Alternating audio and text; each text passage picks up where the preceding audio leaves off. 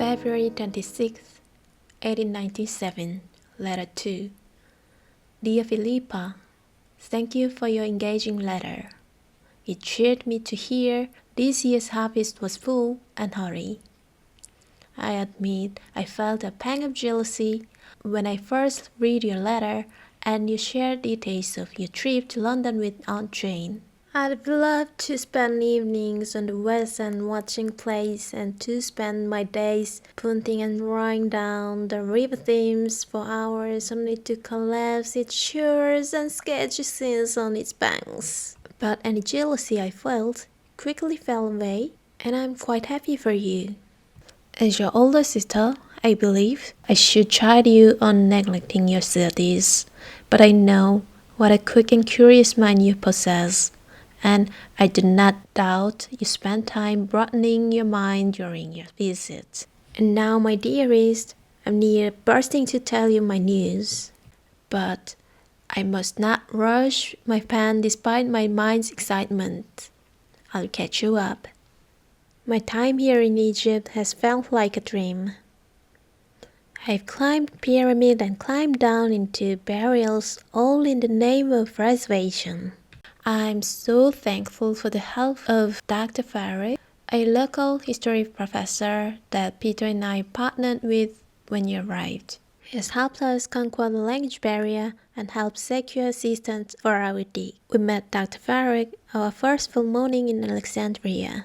He and Peter had been in contact for some time via letters, but we had never seen a picture of Dr. Farrick or met him in person, so we did not know what to expect. We made our way to his university and found him in his office. Leather-bound books lined the walls, and crinkly maps were stuffed in every crevice. He is a gentleman 20 years our senior with dark, peppery hair, seasoned with the occasional silver streak that shines when it catches the light.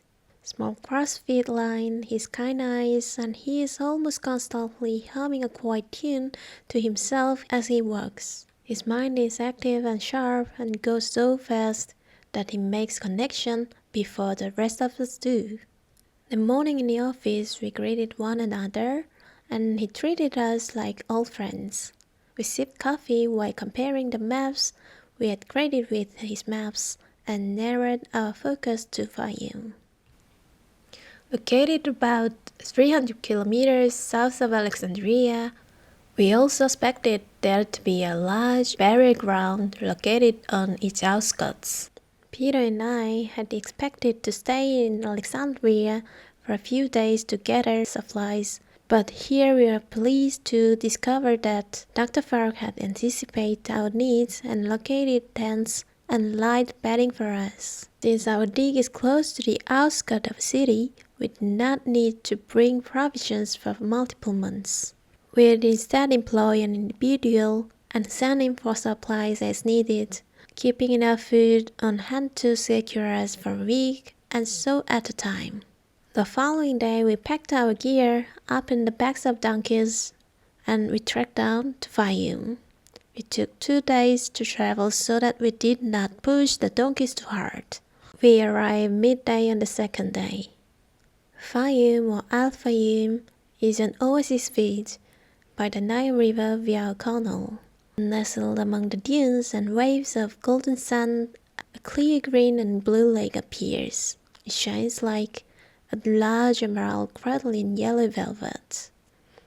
The fertile land produces tall palm trees that stretch to the sky, each trunk a finger trying to grasp the sun. We erected our tents beneath the shade of the palm leaves away from the site of the dig itself. We stretched the white canvas over the poles and assembled a low bed pile with colorful knit blankets. Peter unpacked a low table that has become indispensable. We've spent hours seated on squat stool hunched off the table sharing meals and studying maps. For the next week, Peter, Dr. Farrick and I translate the graph we had created on our map onto the ground before us. Imagine planting wooden stakes into the ground to create 1 meter by 1 meter squares.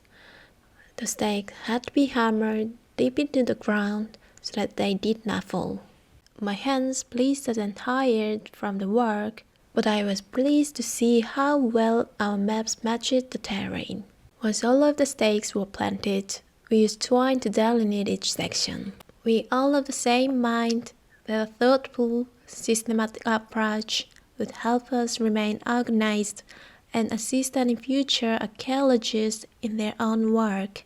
Hired workers began to arrive, and soon the barren dunes became a small but active community. None of the workers had been a site before, so I took on the task of teaching proper techniques and etiquette. I was thankful for fresh faces as I did not have to break them of any bad habits. Plastic had taught me how experienced workers could be set in their ways and be less willing to learn new techniques. We have to use caution and preserve as much as we could, whether we found large mummies or scraps of funerary clothes. We all did employ brushes to brush artifacts and use space to clear away dirt instead of using more British mints with chevron necks. Because of the wind and shifting sand, we hypothesized any burial ground would be at least 3 meters below the surface. Dr. Farag assigned diggers to 3 unique sections, and he, Peter, and I have overseen each section. Mine is the southwest corner, closest to our campsite and the lake. Mine is in southwest corner, closest to our campsite and the lake. I have a small chair and lean-to for shade during the warmer hours. A cool breeze occasionally skims over the lake and provides a welcome respite from the heat as well. At the beginning, I'd often unbuckle my boots and allow my toes to dig into warm sand. I could feel the granules against the pads of my feet. It felt almost like a warm bath.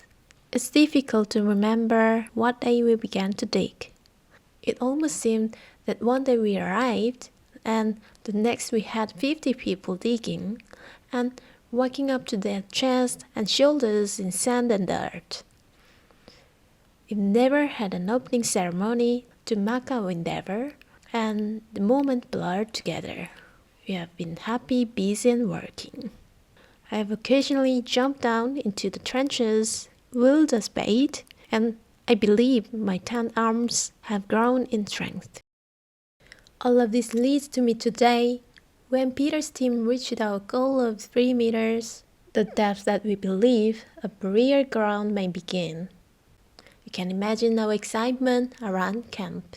Peter sent a workman's daughter to fetch me and Dr. Farouk so that we might all explore the trench together. I could feel Peter's excitement immediately upon joining him. I've occasionally wondered if he harbored secret doubts or fears that our dig was in vain. Despite the hours of digging, our efforts had yet to find anything historically important. So reaching 3 meters in depth felt significant. If we found something, it was a confirmation of our efforts.